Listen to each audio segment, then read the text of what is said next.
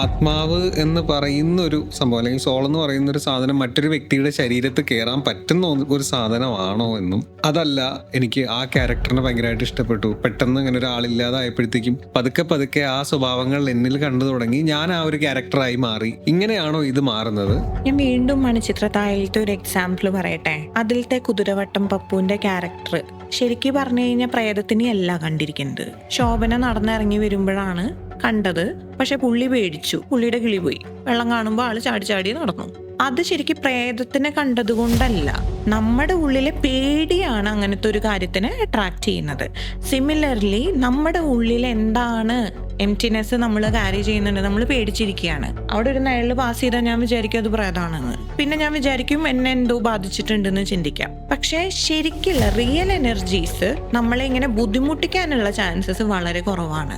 Real energies ബാധിക്കില്ല എന്ന് ഞാൻ പറയുന്നില്ല, ഉണ്ടാകാം, ഇല്ലാതിരിക്കാം.